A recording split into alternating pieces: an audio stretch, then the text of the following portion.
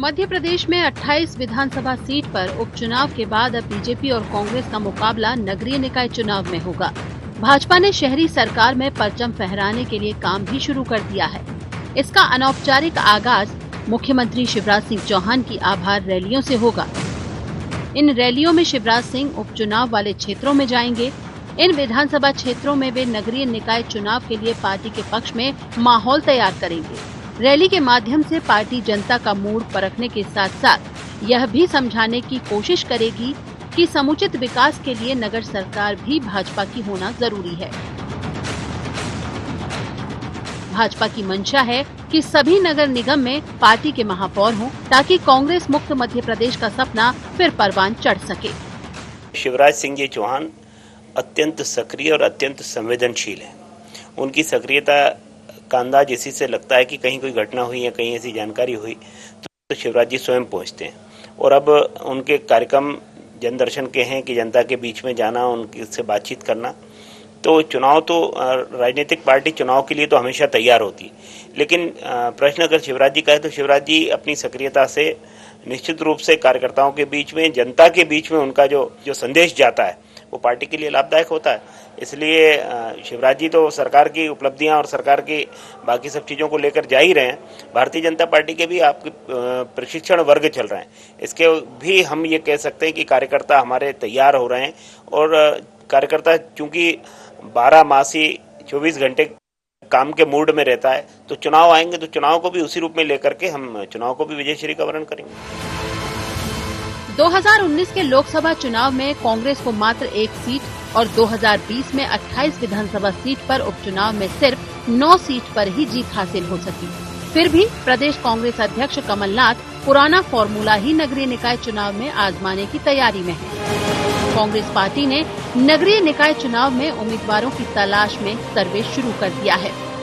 सिर्फ पार्टी निजी एजेंसियों से ही नहीं बल्कि पार्टी स्तर पर भी सर्वे करा रही है।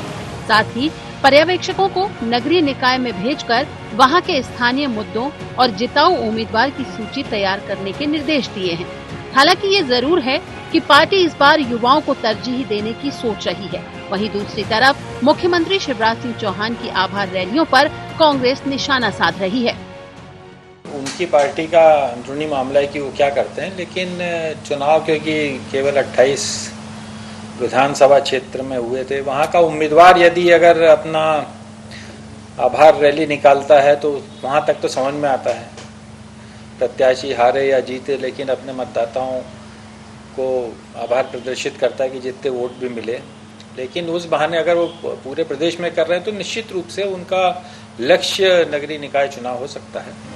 पिछली बार नगर निगमों के चुनाव में भाजपा ने क्लीन स्वीप किया था और सभी 16 नगर निगमों पर कब्जा जमाया था। इस तरह अधिकांश बड़ी नगर पालिकाएं और नगर परिषद पर उसके ही प्रत्याशी जीते थे। पार्टी इस बार भी पुराना प्रदर्शन दोहराना चाहती है, लिहाजा इसकी तैयारियां अभी से शुरू कर दी गई हैं।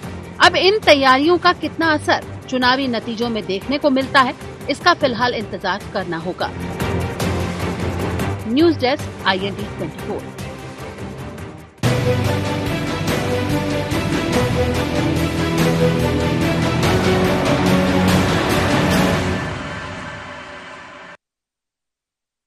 नमस्कार, शार्प एट 7 में आप सबका स्वागत है। मैं हूं आपके साथ मुक्ता पाठक।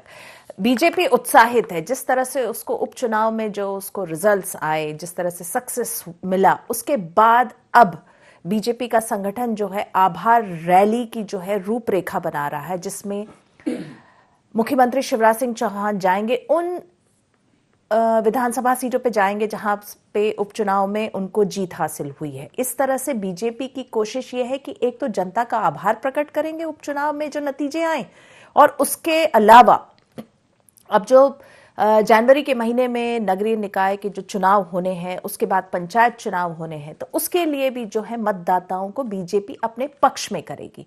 हमने 2014 में जो था, जब नगरीय निकाय चुनाव हुए थे, उस समय बीजेपी का प्रदर्शन बहुत अच्छा रहा था। क्लीन स्वीप हुई थी। 16 के 16 जो नगरीय निकाय के थे उस पे बीजेपी ने अपना कब्जा जमाया था। तो इस वक्त भी बीजेपी की मंशा है कि शायद वो फिर से वही जो सक्सेस है दोहराए।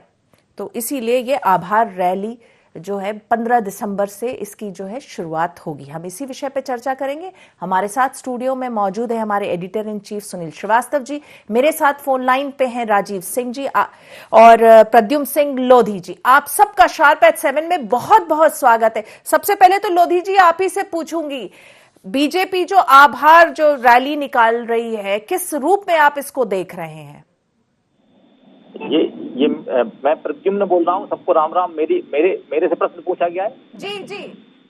ओके मैम, बिल्कुल निश्चित रूप से जिस प्रकार से जनता ने भारतीय जनता पार्टी को जो अभूतपूर्व ये समर्थन है, इसके लिए निश्चित रूप से माननीय शिवराज जी पूरे प्रदेश में आभार रैली निकाल रहे हैं। मेरे यहाँ भी, मैं अभी जीता हूँ चुनाव, मेरे यहाँ भी बड़ी आभार रैली होना है और निश्चित रूप से हमें जनता का आभार करना भी चाहिए, क्योंकि माननीय मुख्यमंत्री जी प्रदेश की जनता, प्रदेश को मंदिर और जनता को जनार्दन मानते, भगवान मानते हैं, तो निश्चित रूप से हमें भगवान के पास जाना पड़ेगा दोबारा और हमें जाना भी चाहिए। जी बिल्कुल, आपने कहा कि आभार जो है प्रदर्शन करना चाहिए। इसको जो है नगरीय निकाय चुनाव से भी जोड़ा जा रहा है कि इसी तरह से आप लोग जो है मतदाताओं को एक बार फिर से जो है बीजेपी के उसमें पक्ष में करेंगे। जी निश्चित रूप से आने वाले चुनाव में यदि चुनाव आ रहे हैं और यदि ये प्रभावित होता है तो 100% हमारे पार्टी के लिए बिल्कुल लाभप्रद होगा और हमें वो करना भी चाहिए, क्योंकि हम एक राजनीतिक दल के कार्यकर्ता भी हैं और उस नाते ये बनता भी है कि हम जनता के बीच में जाएं।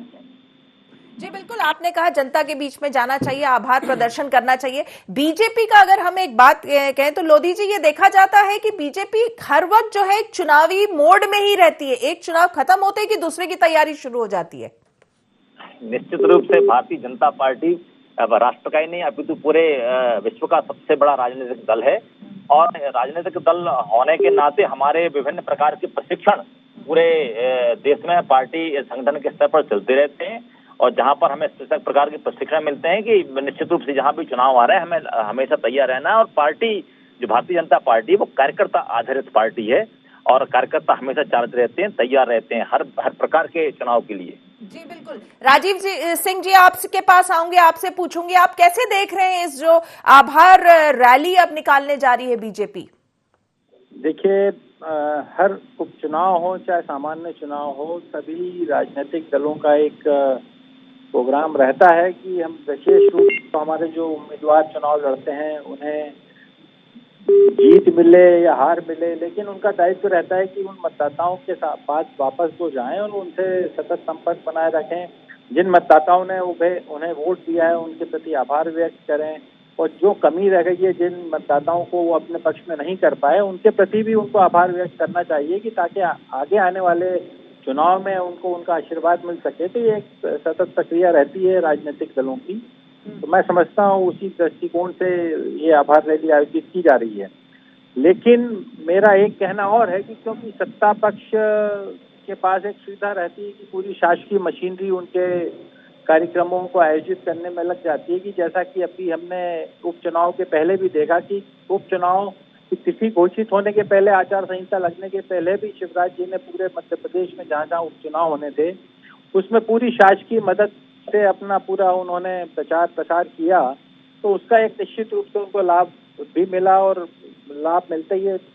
तो अगर मैं ये कहूँ कि सभी लोगों को, राजनीतिक दलों को जाना चाहिए मैदान में, अब क्योंकि चुनाव में देरी नहीं है, कल परसों में हो सकता है, संभावना है कल आरक्षण के बाद चुनाव घोषित हो जाए, तो जो भी राजनीतिक दल जागरूक हैं, कांग्रेस पार्टी ने भी आज से 2 महीने पहले ही तैयारी शुरू कर दी थी और हमने अपने सभी स्थानीय निकायों के जो हमारे जनप्रतिनिधि पुराने हैं या संगठन के जितने पदाधिकारी हैं उनको हमने पहले से ही ये निर्देश दे दिए थे कि वो अपने अपने स्थान पर चुनाव की तैयारी में लग जाएं।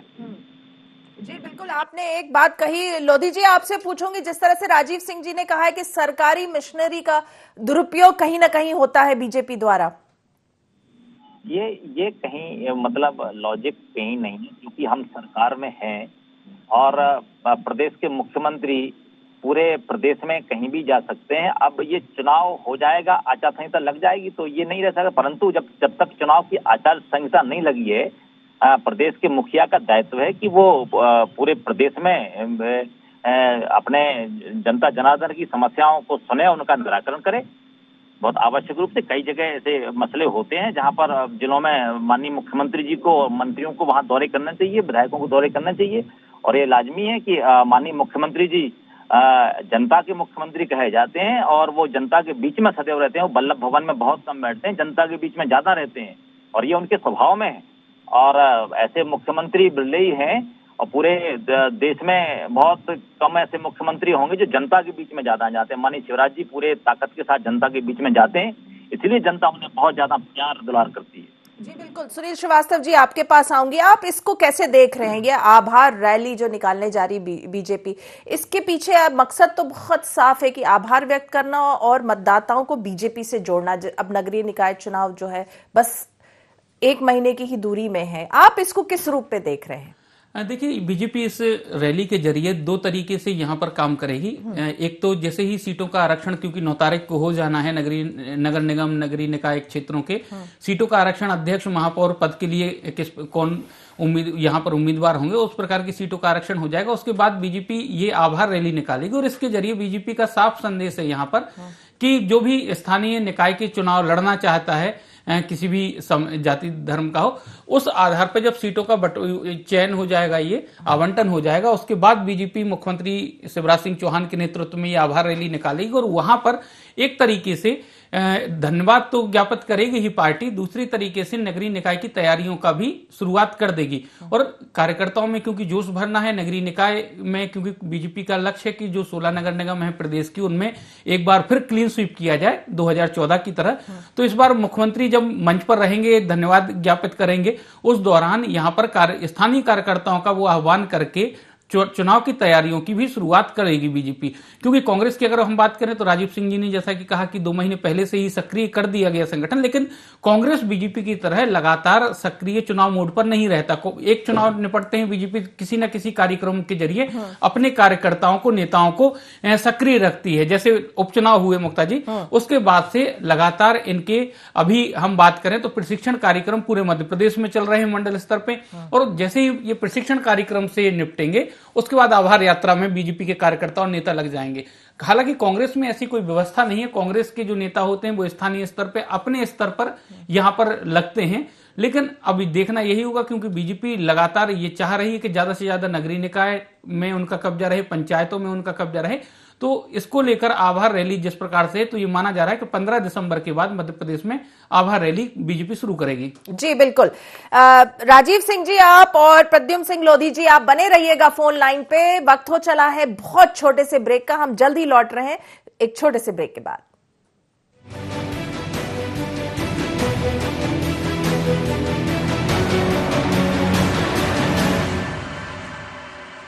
बाबा इलायची को जैसे चखा तो लगा कि लाइफ के हर टेस्ट में होना चाहिए प्लेजर।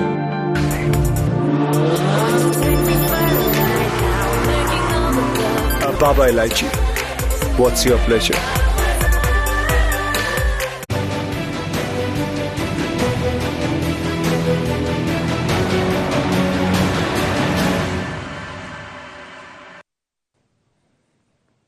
ब्रेक के बाद एक बार फिर आपका स्वागत है। तो हम बात कर रहे थे किस तरह बीजेपी जो है आभार रैली निकाल रही। राजीव सिंह जी, आपके पास आऊंगी। आपने अभी कहा कि राजनीतिक पार्टियों को आभार व्यक्त करना चाहिए, चुनाव के बाद हार और जीत तो लगी रहती है, लेकिन कांग्रेस में इस वक्त कैसा मनोबल है कार्यकर्ताओं का?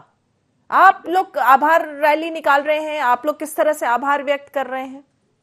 नहीं, देखिए जहाँ तक कांग्रेस पार्टी के जो उम्मीदवार चुनाव लड़े थे, चाहे वो जीते हैं या चाहे हारे हों, उन्होंने लगभग सभी अपने अपने विधानसभा क्षेत्रों में जनता के प्रति आभार व्यक्त करने का काम उन्होंने दूसरे दिन से ही शुरू कर दिया था।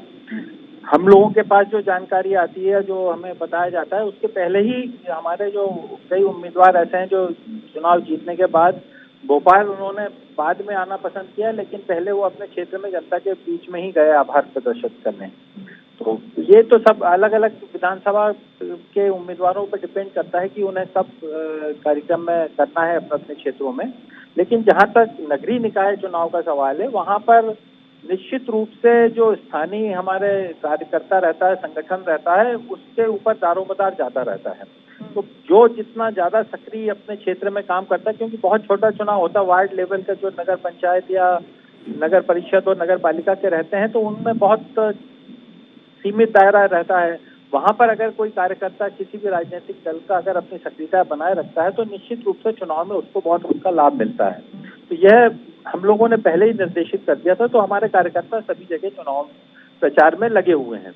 जी, आप कह रहे हैं कि आप लोगों ने पहले ही निर्देशित कर दिया था, प्रचार प्रसार में लगे हैं, लेकिन कांग्रेस का कार्यकर्ताओं का मनोबल कैसा है? उपचुनाव में आप लोगों को जिस तरह से आप उम्मीद कर रहे थे वैसे आप लोगों को जो है उस तरह से परिणाम नहीं मिले, उस तरह की सीटें नहीं मिली?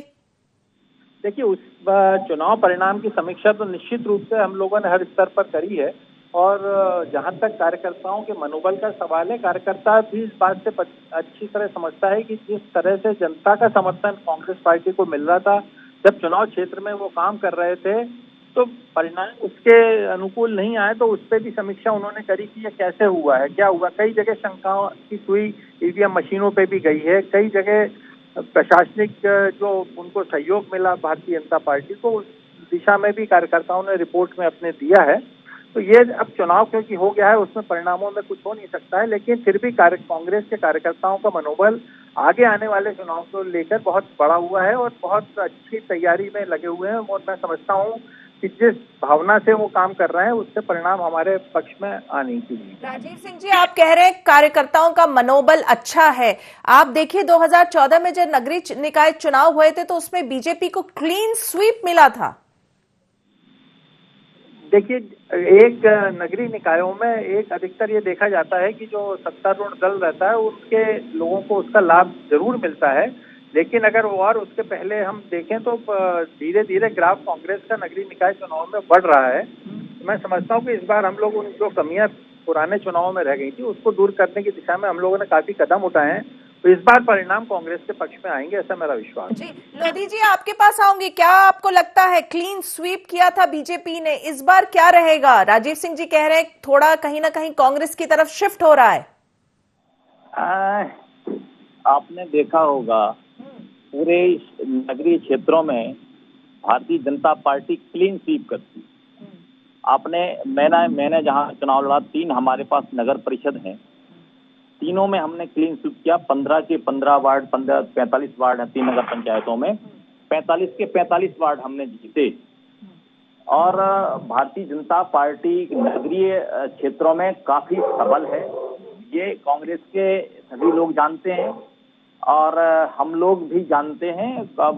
मूल का जो अंतर ये आता है कि कांग्रेस नगरीय क्षेत्र में बड़ी कमजोर स्थिति में।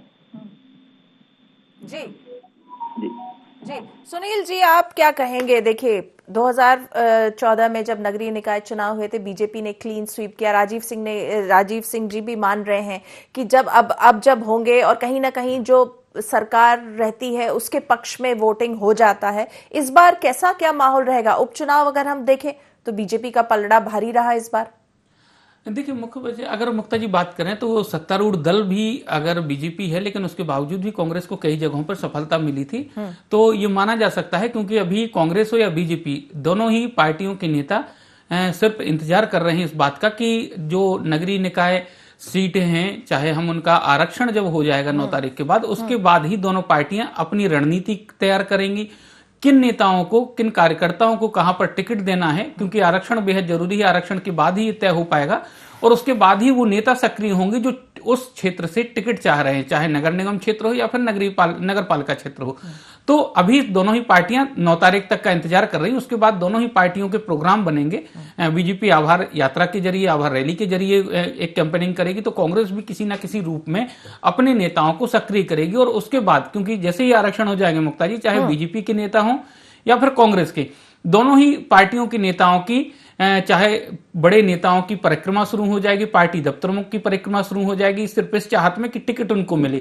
और क्योंकि जिस प्रकार से हमने देखा अभी कि जिस प्रकार से एक बड़ा उलटफेर हुआ, कांग्रेस छोड़ कई लोग बीजेपी में गए, तो ये इस बार भी इनकार नहीं किया जा सकता क्योंकि कई ऐसे नेता हैं जो एक दूसरे के समर्थक हैं, चाहे हम प्रद्युमन जी की बात करें, भले ही बड़ा मलहरा से आते हैं, लेकिन इनके भी कई समर्थक अभी भी कांग्रेस में, और अगर उनको वहां से टिकट नहीं मिलता तो वो भी स्विच करेंगे। तो बहुत सारा परिवर्तन इस बार मुक्ता जी नगरीय निकाय के इन चुनावों में भी देखने को मिलेगा और पंचायत के चुनाव में भी देखने को मिलेगा। बिल्कुल, बहुत अच्छा पॉइंट आपने अभी बताया सुनील जी। राजीव सिंह जी, जैसा भी सुनील जी बता रहे हैं कि फिर से कुछ लोग स्विच कर सकते हैं, तो ऐसा अंदेशा है कांग्रेस में आपको? ये इसका जवाब अच्छी तरह से प्रद्युमन जी देंगे, क्योंकि प्रद्युमन जी भी हमारी तरफ से शिफ्ट होकर वहां गए हैं और पहले ये भी भारतीय जनता पार्टी में रहे थे, लेकिन बाद में कांग्रेस में आके इन्हें बड़ा मलहरा में इनको कार्यकर्ताओं ने ही वहां पर जिताया था। कांग्रेस के जो कांग्रेस के कार्यकर्ता काफी लंबे समय से वहां पर कार्य कर रहे थे, मेहनत कर रहे थे पार्टी के लिए, उन्होंने ही इनको विजय दिलाई थी। तो मैं समझता हूँ कार्यकर्ता की भूमिका किसी भी चुनाव में, कार्यकर्ता की भूमिका महत्व रखती है। और मैं समझता हूँ कि ऐसी उम्मीदें मुझे नहीं है कि अब ज्यादा शिफ्टिंग होगी, क्योंकि स्थानीय स्तर पर तो जो हमारे कार्यकर्ता मेहनत करते हैं उन्हें पूरा विश्वास रहता है, और पार्टी भी स्थानीय स्तर पर कार्यकर्ताओं की सक्रियता को देखते ही टिकट देती है। पूछ लेती हूँ लोधी जी, आप क्या कहेंगे? क्या उम्मीद कर रहे हैं इस बार भी नगरीय निकाय चुनाव और पंचायत चुनाव से पहले आप उम्मीद कर रहे हैं कांग्रेस से फिर से शिफ्ट होंगे कुछ लोग जो हैं इधर बीजेपी को कूच कर जाएंगे? निश्चित रूप से बहुत बहुत बहुत हमारे जो भारतीय जनता पार्टी के नेता भी हैं और कार्यकर्ता भी हैं, जो निम्न स्तर पर जैसे नगरीय निकायों में काम करते हैं, पंचायतों में काम करते हैं, बहुत से ऐसे लोग हमारे संपर्क में हैं। और अब भारतीय जनता पार्टी के पास पर्याप्त अभी कार्यकर्ता है, परंतु जीतने वाले कार्यकर्ता को हम नगरीय निकायों में टिकट देंगे। हम अपने स्तर पर हम लोग सर्वे भी करा रहे हैं ताकि इस बार बहुत अच्छे से हमारे परिणाम आए। इसलिए निश्चित रूप से हम चाहते हैं कि हमारी पार्टी पूरी ताकत के साथ नगरीय निकायों के चुनाव में जीते। इसलिए पार्टी विभिन्न स्तरों पर अपने अपने हिसाब से पर्यवेक्षण करा के कार्यकर्ताओं को टिकट देगी। आपने कहा कि जीतने वाला उम्मीदवार, तो अगर जीतने वाला उम्मीदवार कांग्रेस से है तो आप कांग्रेस से लेकर उसको बीजेपी का टिकट दे देंगे? नहीं, ऐसी कहीं कोई बात नहीं है कि कांग्रेस का प्रत्याशी कहीं जीत जाए। निश्चित रूप से कार्यकर्ता नीचे स्तर पर जो लोगों के संपर्क में रहते हैं, और कहीं कहीं तो दल भी जो नगरीय निकायों में पार्षदों के चुनाव होते हैं तो कहीं कहीं दल महत्वपूर्ण नहीं होता, वहां व्यक्ति बहुत महत्वपूर्ण हो जाता है, क्योंकि व्यक्ति की जो प्रसिद्धि होती है या उसकी जो लोगों के प्रति मतलब सामाजिक कार्य करने में जो रुचि होती है, निश्चित रूप से वहां कभी कभी व्यक्ति भी जीतते हैं। तो हमें उन ऐसे व्यक्तित्व का ध्यान भी रखना पड़ेगा जहां किसी पार्टी में ना होते हुए लोग पार्षद बन के आ जाते हैं, अध्यक्ष बन के आ जाते हैं।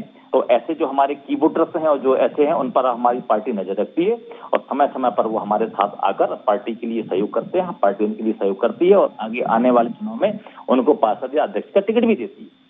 मतलब ऐसे लोगों को चिन्हित करके आप बीजेपी में जोड़ेंगे जो जीतने वाले हैं, जिनका की बेस स्ट्रांग है? निश्चित रूप से ये हम लगातार हम लोग इस प्रकार का पर्यवेक्षण करते रहते हैं और समय समय पर ऐसे लोग हमारे साथ आते भी हैं, क्योंकि हमारी पार्टी राष्ट्रीय विचारधारा की पार्टी, राष्ट्र में काम। राजीव सिंह जी, देखिए ये तो साफ है कि बीजेपी कोई कोर कसर नहीं छोड़ेगी। जीतने वाला कैंडिडेट चाहे वो निर्दलीय हो या वो कांग्रेस में हो, ऐसे लोगों पे नजर है बीजेपी की। देखिए, भारतीय जनता पार्टी ने जो प्रजातंत्र का माहौल मध्य प्रदेश में उड़ाया है, जिसके एक साथी हमारे प्रद्युमन जी भी रहे हैं, तो इस तरह से तो भारतीय जनता पार्टी धन बल के और प्रलोभन देकर ये कार्य वो करती रहेगी। अब ये उनकी प्राथमिकता में आ गया, उन्हें प्रजातंत्र में पूरा विश्वास नहीं रहा है और ये कार्य भारतीय जनता पार्टी मध्य प्रदेश में उनका ये प्रयोग सफल रहा है, तो पूरे देश में इस तरह से उनका कार्यक्रम शुरू हो गया। ये कार्यक्रम, इनका जो हिडन कार्यक्रम रहता है वो यही रहता है कि किसी भी तरह जो जीतने वाले उम्मीदवार हैं उनको सब तरफ से प्रलोभन दिया जाए, पैसा दिया जाए या उनको पद का लालच दिया जाए। तो इससे बड़ी बात मध्य प्रदेश में देखने को जो मिली है हमें। इसमें एक चीज मैं पूछना चाहूंगी राजीव सिंह जी, चलिए बीजेपी प्रलोभन दे रही है, आप कह रहे हैं धन बल उपयोग कर रही, तो कांग्रेस भी तो समेट के नहीं रख पा रही ना अपने लोगों को। देखिए ये मैडम व्यक्ति के ऊपर डिपेंड करता है। आप अपने मेरे जो साथी हैं उनसे पूछ सकती हैं कि वो क्यों छोड़ के चले गए। 4 दिन पहले तक कांग्रेस पार्टी बहुत अच्छी थी, नेता हमारे सब अच्छे थे और अचानक स्विच होके चले गए, तो ऐसा मैडम ये व्यक्ति के ऊपर डिपेंड करता है। पूछ लेती हूँ लोधी जी, आप क्यों स्विच करके चले गए थे? राजीव सिंह जी का जो कहना है। निश्चित रूप से भारतीय जनता पार्टी और कांग्रेस पार्टी में बहुत अंतर है। भारतीय जनता पार्टी कार्यकर्ता आधारित पार्टी है, कांग्रेस नेता आधारित पार्टी है। और कांग्रेस में मैं तो उस समय कांग्रेस के साथ था, परंतु एक युवा नेता ने पूरा का पूरा गेम ओवर कर दिया और वहां पर जो आदरणीय श्रीमंत सिंधिया जी थे, उनके साथ 22 के 22 विधायक चले गए। आप उनको रोक नहीं पाए। यदि आपके दल में कार्यकर्ता हैसियत से होते तो ये इस प्रकार का विषय नहीं आ सकता था और ये लोग नहीं जाते, परंतु एक बड़ा धड़ा टूट के जाना ये अपने आप में बहुत बड़ी बात थी। मैं तो बहुत छोटा कार्यकर्ता था और मानिए उस समय जो भी परिस्थितियां बनी उन परिस्थितियों के हिसाब से आज कांग्रेस पार्टी में युवाओं का कोई प्रकार का नेतृत्व नहीं बचा है और जब तक युवाओं का नेतृत्व कांग्रेस पार्टी में नहीं आएगा, मैं नहीं समझता तब तक कांग्रेस पार्टी आगे बढ़ पाएगी। जी बिल्कुल। लोधी जी आपका और राजीव सिंह जी आपका, आप दोनों का बहुत बहुत धन्यवाद। आप शार्प एट 7 के इस डिस्कशन में आपने हिस्सा लिया। तो हम बात कर रहे थे किस तरह से जो है बीजेपी एक चुनाव खत्म होता है तो दूसरा चुनाव की तैयारी में लग जाती। उपचुनाव के नतीजे से उत्साहित बीजेपी अब आभार रैली निकालेगी। 15 दिसंबर से ये आभार रैली शुरू होंगे। वो उन विधानसभा सीटों में मुख्यमंत्री शिवराज सिंह चौहान जाएंगे जहां से बीजेपी को जीत हासिल हुई और इसके साथ साथ बीजेपी उन मतदाताओं को फिर से एक बार जोड़ेगी, क्योंकि अब जो है नगरीय निकाय चुनाव होने हैं और पंचायत चुनाव होने। तो शार्प एट 7 में फिलहाल इतना ही। आप बने रहिए IND 24 के साथ। नमस्कार।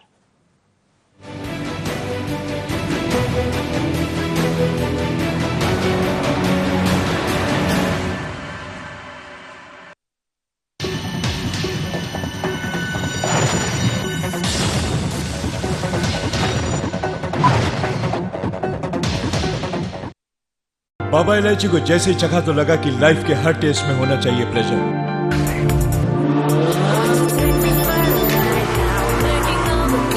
Baba Ilaichi, what's your pleasure?